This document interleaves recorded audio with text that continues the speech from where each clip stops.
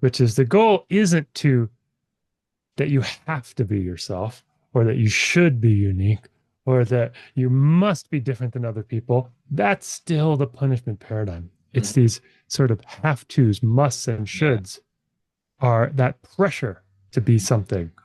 It's actually about letting go of that pressure, saying no to that. These are some sort of rules that we've internalized from somewhere, who Mhm. knows where, Mhm. but it's letting go of that. And he said he uses social media in a way where he posts things, and when people get into conversation with him, he just reaches out in a DM, not to pitch them, not to sell them, but to say, hey, you want to hop on a Zoom call or a phone call and let's just talk and let's Uh-huh. see if I can help you in your business Mhm. and we'll just maybe I can connect you with somebody. And he literally does that. He does not try to sell them. He Mhm. doesn't try to pitch them, but he made so many personal connections with people That's this right. way. And that he said, even by not selling them, I've been getting sales, sometimes from that person, sometimes from somebody they know. Yeah. So I think it really comes back to, not just being an influencer on social media, but Yeah. actually like reaching out and connecting one on one and developing real relationships with people. That still makes sense in 2025. Welcome everyone to another episode of U Lab Central. Today I'm joined with Duff. So, Duff, would you like to tell our audience why they should be excited about this conversation? Well, this conversation will give you a paradigm shift in your thinking and in how you go about everything in your life. If you're open to that, Mhm. from fear, from stress, to doing things from joy and love and being lit up about life. So if you're interested in that, listen up. So, where do we start with this paradigm shift? Okay, you mentioned you've set up a very big theme. So, where should we start the conversation with? Yeah, so let's start the conversation with how we often get things done at work, in our lives, with our kids. Hmm. We motivate ourselves and others with fear and with pain. We do this in so many different ways. We're not doing it on purpose. We're Yeah. not doing it consciously. It's just we feel like this is the only way to do it. So, for instance, we might say to ourselves, I have to get this done today. I have to get this done today. Right? In that kind of stress tone of voice with that have to language. And when we do that, we feel a lot of pressure to get the thing done. Mhm. Now, we can get things done that way. Of course, many of us, that's the only way we get anything done, That's right? right. But the big question is that the way we have to do things? Mhm. Because if you do it that way all the time, from fear, from pressure, right? From threat of punishment if we don't get it Mhm. done, that can be very stressful and it can lead towards burnout. So I call this whole way of doing things the punishment paradigm, which Mhm. is the idea that fear and pain is the only or best way to motivate ourselves and others. When we're inside of that paradigm, when we're thinking that way, we think this is the only way to do it. But luckily, it's not true. It's not true at all. There's a completely different way to do things, which is we remember why we're doing this thing so we can tap into some other source of motivation that's more sustainable. We Mhm. might call it love, we might call it joy, we might call it a flow state, but Mhm. we can also get things done from this other way of doing things. And when we do, it's not only not draining, it's Mhm. not leading towards burnout, but it actually starts to grow our energy more and more every Mhm. day. Now, for this to happen, right? I mean, most children are, when they grow up, the parents use this punishment technique. Okay, it's Right. hammered into the child that, yeah, if you don't do this, there will be a punishment. Okay, so probably it's just that children growing up realize, or just think that even as grown as adults, we feel that, yeah, this is just the only way that you can probably motivate yourself to get things done. Because Yes. if there's no success, there's failure, right? And probably you won't look at success the way it is, but you'll be looking at failure as the punishment. So probably Right. that's how you're looking at it.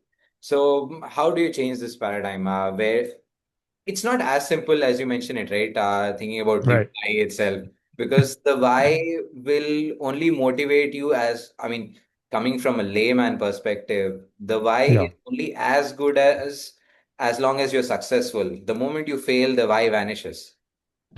Yeah, no, these are great questions because it isn't. In some ways, it's as simple as that, and in other ways, it's not that way at all, right? Yeah.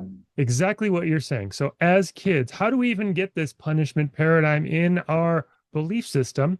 Because as kids, our parents try to motivate us with fear and pain. Hey, if you don't do that, I'm going to take away this. I'm going to punish you in this way. We go to school and we get grades, and you get an F, which is a punishment if you don't, do the homework and learn the material. And then we get into maybe a job as an adult. Similarly, you get fired, you get reprimanded by your boss. So we have these punishment paradigm kind of structures in society. So of course we internalize this as this is the only way to do it. And maybe that works for you for a while. Maybe Yeah. it works for a while until you start developing stress symptoms. Maybe you get migraine headaches. Maybe you start feeling like life is kind of dull and boring. Maybe you're like, oh, I have anxiety or anger issues or whatever it is, and you want to start changing that. Yeah. You can't change it from within that paradigm of fear and pain and stress because that's more of the same. So until we hit some limit Mhm. of, oh, I got to change something in a fundamental way, we don't even realize it's a problem. We don't even realize it's a problem. However, when we start to find things that actually work to solve those problems, we find things like self-compassion. Mhm. At first, we're like, self-compassion, that's not going to work. I need discipline, right? I need to just push harder. And that works until it doesn't. Works until it doesn't.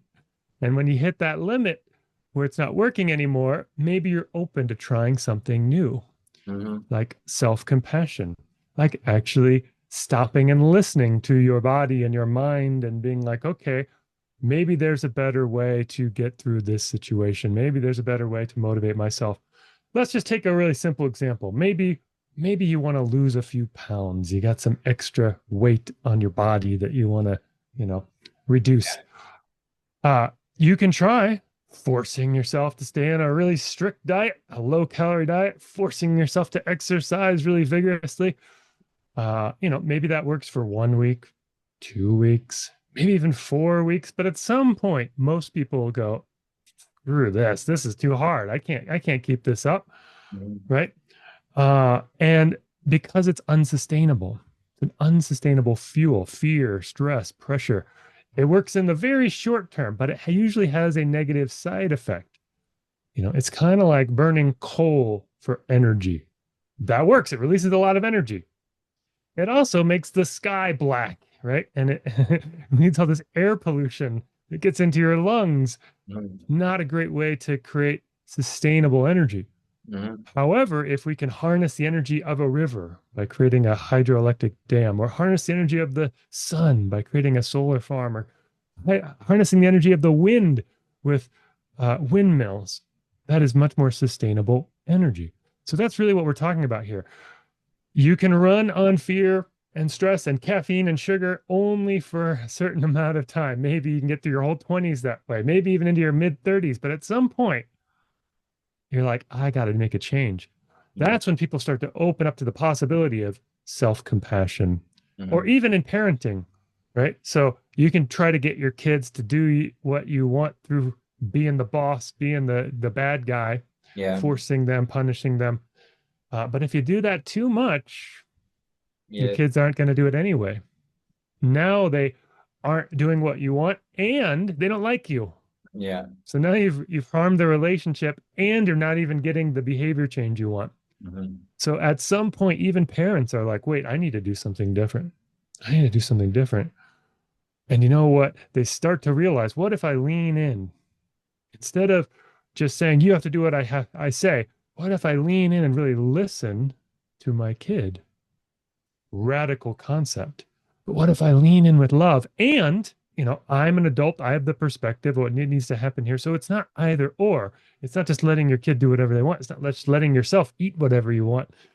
It's leaning into, let me listen a little bit more and figure out how I can create something that will actually work for me and my child or me and my body in a way that is really win-win. Mhm. So at first, this doesn't make sense, right? That's why it's a paradigm shift. Hmm. It's not the normal way we're thinking. It's a radically different way to think about it.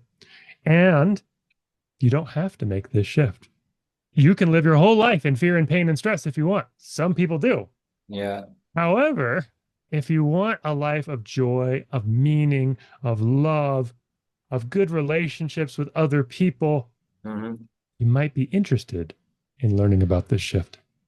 So, if we talk about the shift, are there specific steps that need to be taken, right? Because Yes. a shift doesn't happen in a day, right? There have to be steps. There is a small step that needs to be taken to, Yeah.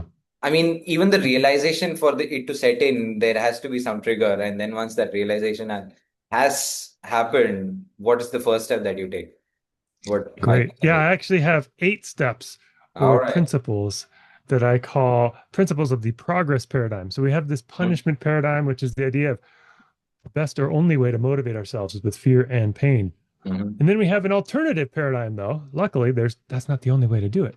We can also motivate ourselves with love and joy. Hmm. So the first step, though, is to realize most of us at an unconscious level, not consciously, are running our lives based on a hidden assumption. And this assumption is I have to be normal. I Uh, have to do things the way everyone else does them, mhm. right? Or I'll be punished. And we've experienced this in our lives, most of us, when we try to do something different, when maybe we thought differently or we perceived things differently or we had different interests than kids around us. And we're like, oh, let's do this other thing. And people were like, no, that's not normal. Can't do that. Right. So we have this hidden assumption that's running our lives that we have to be Yeah. normal. Right. And I'm a coach, I'm not a therapist, but people come to me and I do hypnosis too. People come to me often and they describe their problem and I listen and then they say, Duff, is this normal? And I used to do what therapists do, which is called normalizing and say, yes, it's normal. Lots of people experience this. It's not a problem. But the funny thing is, then a therapist will say, and you just have a disorder. You're Uh, normal and you have a disorder? That's kind of weird. So I've stopped saying that it's mhm. normal. Instead, when people say, duh, is this normal? I say, how the heck would I know? I'm weird. I'm a hypnotist. I don't think they allow normal people to do hypnosis. Okay. Yeah. So why is that your goal, though? Why is your goal to be normal in life? What if your goal is actually just to be yourself, to be Right. unapologetically yourself, to be unique, or even to be excellent? Excellence isn't normal, you know. Winning gold at the Olympics, that's not normal. Most people do not win gold. Most people do not start a successful business. Most people do not deadlift 400 pounds or 500 pounds. Right. So do you really want to be normal? You want excellence. Mhm. And so our first step is to let go of this goal of normal and instead change our whole orientation towards being unapologetically yourself, being your own best you. Mhm. That's the first step. Until we make that step, we're just going to try to conform to the norm or be punished. But if we let that go and we're like, you know what? Even if people don't like it, I'm going to be me. That starts to change things in a really powerful way. Now, just to, dig deeper into this whole thing, right? Let's just talk about the first step and let's not go through the whole process right now. So, if even if we start talking about just being ourselves, okay, um, how is it different, right? I mean, everybody else is saying that you have to be unique, you have to be yourself. Even if we are living in the pain paradigm or the punishment paradigm, right? We are Yeah, still trying to be our unique self while going through the motions of life, and then just doing whatever you want to do and try to be unique in whatever way you be. Even if you're trying to win by using punishment as the motivation, but you're still trying to be unique, right? Uh, right. the motivation that's coming in or the realization where the body breaks, how is that making it different? Right. So you may bring up a great objection here, which is the goal isn't to that you have to be yourself or that you should be unique or that you must be different than other people. That's still the punishment paradigm. It's Mhm. sort of have tos, musts, and Yeah. shoulds are that pressure to be something. It's actually about letting go of that pressure, saying no to that. These are some sort of rules that we've internalized from somewhere, who Hmm. knows where, Hmm. but it's letting go of that. And so when we let go of that pressure to be anything in particular, maybe your unique self is an accountant and you really just love accounting and you think, well, that's boring though. I'm supposed to be like this creative, interesting person. No, if you love Excel spreadsheets, then that's who you are unapologetically. Great. Own it. That's Just do that, right? So it's not about being unique in some way that conforms to some rule or some norm. It's just actually checking in with yourself and being like, I don't know why, but I like Excel spreadsheets and I don't like art. Okay, great. Or maybe vice versa. It doesn't matter. But just starting to realize that this is kind of the whole structure of the universe, right? If you look out into the world is not a factory that's just creating the same thing over and over again, right? No correct. two galaxies are exactly the same. No two planets in the whole known universe are exactly the same. No two birds are exactly the same. No two snowflakes are exactly the same. And snowflake is used as an insult these days, but the fact is we are all unique, even if even if we're not trying. Even twins who have the same exact genetics aren't exactly the same in every way. So it's not about trying to be something. It's not about living up to some rule. It's literally about letting go of that and saying, you know what, that's just not reality. I am me. The expression goes, don't try to be anyone else. Everyone else is taken.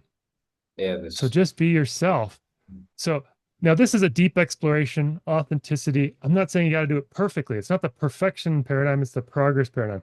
But every day we can make a little bit of progress by just checking in with ourselves, by reflecting on, what did I do today that felt a little better than something else? Was a little bit more enjoyable. Uh, what have I not given myself permission to do because I liked it as a kid, but as an adult, I'm like, no, it's childish to, play music or dance or whatever it might be for you. So, like, really self reflecting on those things that naturally bring you joy and Mhm. starting to just courageously do a little bit of it, right? Talk about small steps. Maybe you haven't played music in years, but you love playing music. You love playing music. Maybe just finding a small way that you can start to move in that direction. Mhm. Now, that might be seems silly. Well, I have financial goals, Duff. I want to grow my business. How's this going to help me? It is going to help you because you're going to start to tap into your aliveness. And All if you're going to start a business or try to grow in your career, you're not going to be able to compete with the people who are fully alive and doing what they want if right. you're doing it from stress, right? So it's not really about competition, though. It's literally about there's nobody else like you, so there is no competition. Mhm. But if you can find the sustainable fuel of aliveness, that's going to really help you in whatever you're doing in life. Now, I like the fact that you talked about competition, right? Because there are a lot of people out there who are saying that the competition does not lie outside, but it's inside. So, is it Mm. also some part of, or is it some step that you talk about, or Yeah. is it somewhere down? Yeah. Yeah. Um, so I see the eighth principle here. We're jumping to the end. So the way in the punishment paradigm is to see everything as competition. Everything is winners and losers, right? And Yeah. and but the progress paradigm way is to see things more as going for win-win, going for everybody wins here. Now, at first glance, people roll their eyes at this. They're like, no, that's just not reality, right? No, what are you gonna give a participation trophy to everyone who plays? Like, this is not how life works. But even in things like business, we talk Mhm. about competition. We talk about the competition all the time in business. Got to beat the competition. Got to differentiate yourself from the competition. That's one way of looking at it. However, I don't know how it feels for you when you think about that. But when I think about the competition, I feel afraid. I feel fear-based motivation. Right? I feel Mhm. stress, like somebody's going to beat me. Now, on the other hand, competitive games can be really fun. People love around the world to play soccer or football, depending on where you live in the world. You call it differently. People love to, play all sorts of games that have winners and losers. Yeah. But the real fun from competitive games is that everybody is raised to a new level of performance. Hmm. So actually, the enjoyable part is not winning or losing. Yes, that can help in the short term if you win a game, but of course, you're going to lose probably just as many games as you win. Why do people keep playing then? Because it raises them to a new level of excellence. So actually, there's this bigger frame around the competitive game, which is cooperation, which we're actually in partnership to Hmm. help each other be Yeah. our best. And when we think of it that way, even in business, if you think about terms of business partnerships, like Hmm. who can you partner with? Now you're not thinking in terms of competition. Even being on this podcast right now, I'm partnering with you. I'm giving you content for your podcast. You're partnering with me. You might send people my way, and it's win-win. We're both winning here. It's not like I need to beat you in the conversation and show you how smart I am. Like that would be silly. Hmm. Yeah. So if we think in terms of cooperation and win-win, it actually makes success so much easier. Like some people have said, if you want to be successful, help as many people as possible to be successful, Yeah, that's right. and it will come back to you. So that's if you think of it that way. When I think of it that way, I feel like my heart opens. I feel just like joy. I feel like, yay, I'm helping out. My friend Aditya here today, the first time I met you, but I feel like we're helping each other and we're making the world a better That's right. place. So that's also motivation to do things. Hmm. It's motivation from love and joy instead of the fear of the competition's going to beat me. I got to beat them. I got to be cutthroat. Maybe I'll cut some ethical corners. Maybe I'll steal their intellectual property. Yeah. Maybe I'll, lie about my product. That's a dark path. You can go that way. People do, but oof, do you really want to live that way? What if you do that and you lose? Then you're just scumbag, right? If Even in that, instead, because even in that path, even if you win, it's not about you winning, right? It's about everybody else also winning in the whole process, because yes, then it becomes a exactly. zero-sum game, right? While life is not exactly a zero-sum game, while people debate Yeah, about the whole fact, but of course, there are right, opponents of. right. So instead of thinking of we have one pie and I gotta get as many slices of the pie as possible, we're thinking, hey, we can bake more pies together, right? We Yeah, have a whole farm of apples and we can grow more apple trees and we can make more apple pies together. And yeah. so it's not even a competition and it actually makes things easier when you're working with others in this way. Creates Mhm. better relationships, in business or in life when we're going for win-win. Now, since we're talking about reaching out to people, connecting, and making relationships, have you been using social media, and how is it working out? I mean, since you mentioned you're also a coach, right? You're also a business coach, so you must be having connections or just going out, putting out posts or something of that sort. How's Yeah. it going? Thanks for asking about the social media. So um I actually recently decided to not be on Meta, Facebook, and Instagram. Uh-huh. It wasn't working for me very well for business. There were some business connections that were good there. It's not all bad, Uh-huh. but I feel like just the quality of what's going on that platform has just been tanking, and everyone's political and just arguing about this and that. So I decided to take a break from that entirely. Mhm. However, my plan is, ironically, to use ads on Facebook and Instagram. For the people who are still using that, they'll see my ads. Yeah. And I bought a course, and I'm going to learn that sort of thing. I also have had some success on TikTok. It was a few years ago, and I haven't been posting regularly since. But TikTok's interesting. Hmm. It may or may not be the best platform for business in general, Hmm. but I did have a video go viral and have millions of views, and that was a wild ride. So um, Yeah. it can do that for you. Now, I haven't necessarily figured out how to translate followers and traffic Business. uh, you know, into Yeah. business. That's a whole art in itself. Yeah. Um, but social media, I think, absolutely can be useful, but not just posting. I think it's, I just went to a conference for hypnotists actually, and that was a great networking event for just meeting people and talking and creating connections. But I went to one guy's thing who was a marketer, and he said he uses social media in a way where he posts things, and when people get into conversation with him, he just reaches out in a DM, not to pitch them, not to sell them, but to say, "Hey, you want to hop on a Zoom call or a phone call, and let's just talk, and let's Uh-huh. see if I can help you in your business, Mhm. and we'll just maybe I can connect you with somebody." And he literally does that. He does not try to sell them. He Mhm. doesn't try to pitch them, but he made so many personal connections with people That's this right. way. And that he said, even by not selling them, I've been getting sales, sometimes from that person, sometimes from somebody they know. Yeah. So I think it really comes back to, not just being an influencer on social media, but Yeah. actually like reaching out and connecting one-on-one and developing real relationships with people. That still makes sense in 2025.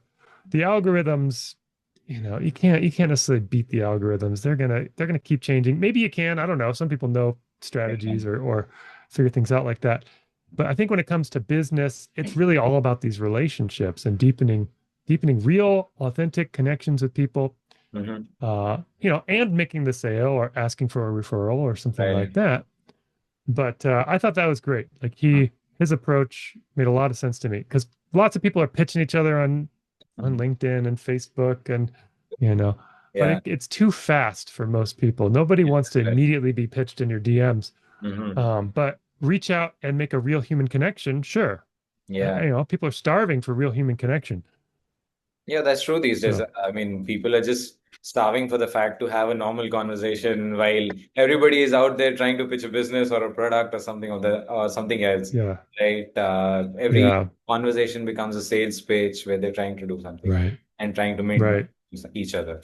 Now, yeah, just random question, since you mentioned that you went viral a couple of years ago on TikTok. Now, I've never asked this question to anybody, but how does it feel going viral? Since you said it was just yeah, random. One of your videos went viral. You had a couple million views. How did you see the numbers rising, and how did you feel with each tick yeah. that TikTok? Yeah, yeah, yeah, right. Each tick on TikTok. So, yeah, it was a wild ride emotionally, to be honest. Like I started on TikTok with no expectations. I just knew a coach and a hypnotist guy who was getting clients from TikTok, and I thought that's weird. Isn't this for, teenage girls or something? Like I don't know what TikTok is at the time. But I decided, you know what, I'll just try it. And I wasn't actually very comfortable recording straight to a camera. Like I'd done lots of presentations, lots of coaching sessions. So I knew I was going to be super awkward Mhm. and not going to like what I was producing at first. And I estimated, oh, maybe I'll take 100 videos before I feel comfortable. So how am I going to get from 0 to 100? I know what I'll do. I'll use my knowledge of hypnosis, of behavior change. Mhm. And actually, I did it in the progress paradigm. So here's what I did. I set up my camera. I actually used my iPad, which has a nice camera on the back, 4K camera, put it on a stand with a nice mic and lighting and, and I hit record and I just talked to the camera. I said, okay, I'm recording to the camera. I have no idea what I'm going to say. I'm not really talking about anything. And I just gestured and I talked for about a minute.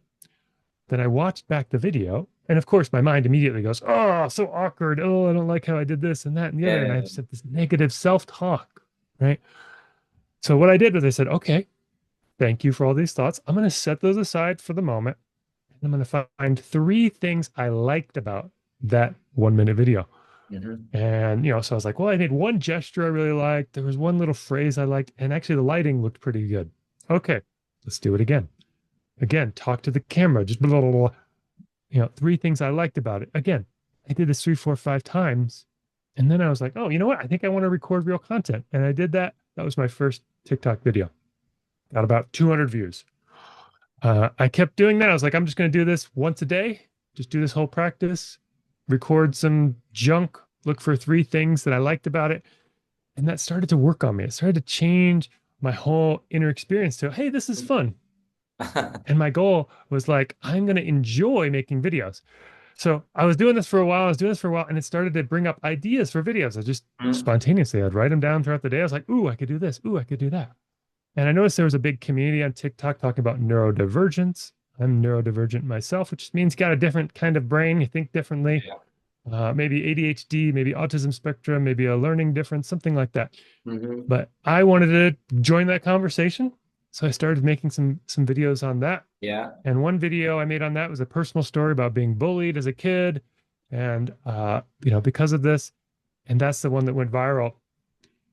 So I actually posted 7 videos on that day because I saw somebody who said you could post a lot of videos, or you don't have to post 7 videos a day. I was like, you can. It won't hurt your ratings. Okay, so I'll try it. So I posted 7 videos that day. None of the others did very well, but Uh, this one just started to take off. Like within 24 hours, there were like 100,000 views of this video. And I was like, oh my God. And the comments started coming in, and people, this is a 60-second video. People uh, were saying, oh my God, you made me cry with that story.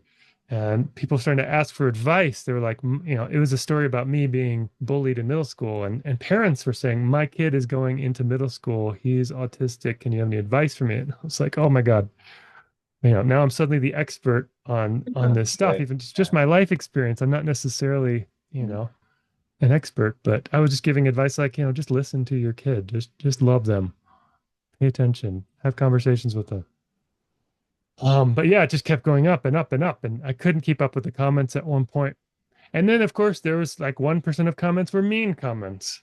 They were Yeah. like bullying works. And I was like, oh no, that's not good. And and there were people just making jokes, and that's fine too, but it was an emotional roller coaster for sure. And it just went up and up and up. And then it got over 1 million, I think, in like a week or something like that. And I was glued to TikTok. I was checking it. I had to turn off notifications because my phone was blowing up, right? But it was quite a ride, honestly. And then when it started to die down, it still got 2 million more views after that in the last like year or two. Um, but one thing that was interesting that I learned about TikTok is when you have something like that, people then go to your page and they watch some other videos, especially the most recent ones. Mhm. So if that happens to you, that's a great way to get views of other videos that you then produce afterwards. The other thing I learned is that gets you almost all of your subscribers. So I went from about 20 or 30 or 100 subscribers to tens of thousands of subscribers, Right. uh, which is great. And TikTok doesn't necessarily show you new videos to your followers. I guess Instagram does that now too. It's kind of a ripoff. You have all these followers, and Yeah, but people may nobody or may not watches even them. see Yeah. your videos. Yeah. Uh, so that's why I kind of stopped posting so much, because I felt like I was investing in something that wasn't necessarily investing in me, right? So it's an interesting thing Mhm. going viral. Yeah. It's hard to predict what will happen. Luckily I went viral for the right reasons and not because I said something offensive or something. Yeah. Yeah. Yeah. That's okay. I can't imagine. That would be really hard. But even having it be really good, Mhm. it was a lot. It was honestly a lot to take in. Thank you so much. I mean, that story, obviously, I cannot relate because I've never been viral. But still, Yeah. I love the fact that how you had that process, right? From your first awkward video to a set of series of videos that you made, and you found a method that worked in the madness that worked. Yeah. And probably some people Yeah. can pick some tips from that. And I'll probably also pick that tip up, right? Whenever I just start getting into the solo content creation, other than outside of this Yeah. podcast, yeah. But yeah, I'll surely make a note of that so that I can do some self-improvement. Um, Thank you so much. Now, before we close, do you want to share those 8 principles? Just run through them before we close, Sure. if you'd like. Yes. I would love to. Yeah. So when we're making a paradigm shift, there's lots of different ways we can do that. These 8 principles all work together. But first, as I mentioned, in the punishment paradigm, we're trying to conform to the norm and be normal, but we can go beyond the goal of normal. We can just be unapologetically ourselves. And that's a huge shift. The next thing after that is to realize we don't have to keep doing things the way we've done them in the past. On a personal level or as a group, we can identify what we actually want and think like a designer. That's principle two. When we think like a designer, designers aren't interested in what we've always done in the past. They're interested in what are we trying to accomplish now? And can we experiment and get creative with it? Like I did with the TikTok videos, My goal wasn't even to get clients at first, it was just to enjoy making videos. So getting clear about what your goal is and then running experiments until you notice if you're making progress or not. Okay, call it design thinking. Very helpful model. Look it up. Uh, and it's how people solve problems that have never been solved before. That's right. The third principle, uh, when we're in the punishment paradigm, we're really focused on forcing ourselves and others to do things. So we think that's the only way, that we have to force a kid or force ourselves to show up and do the hard thing. We can do it that way, but we can also focus on the fact that we have choice, sort of re-own this idea of I can choose. And if I'm doing this, I'm doing it because I choose to do it. I'm the creator of my life. I'm not a victim to this task or this job or, my workout plan or whatever it is. Like I'm in control here. I'm choosing. So lots of people talk about that in the self-help world, but that's a really important mindset shift. The fourth principle, when we're in the punishment paradigm, we don't see other possibilities, either for the paradigm or in general. We get into what I call can't mode. I can't do it for this reason. I can't do that. I can't do this. I could never do that. But when we move into the progress paradigm, we realize there's actually always infinite possibilities in every moment. So we start to see these possibilities and we get into can mode. I can. How can we do this? Great question. Instead of, I can't do this. How can we do this? How can I figure this out? How can I get this result? So we start to ask better questions and see more possibilities. The fifth anti-principle of the punishment paradigm is when we're really focused on fear and pain, we're taking in the bad, right? So there's always bad things about every situation. There's always flaws in every person, but when we're focused on our own flaws entirely, and that's the story we're telling us about ourselves, we feel really bad and we're not focused on all of our resources. So instead, we can start to take in the good about ourselves, about life. This is like gratitude journaling. This is focusing on your strengths. This is, really focusing on, even though, yes, you're not a perfect person, you have these strengths, you have these abilities, you have these resources. The sixth anti-principle, when we encounter failure, of course, all the time, right? We're going to try things that don't work, especially if we're getting experimental.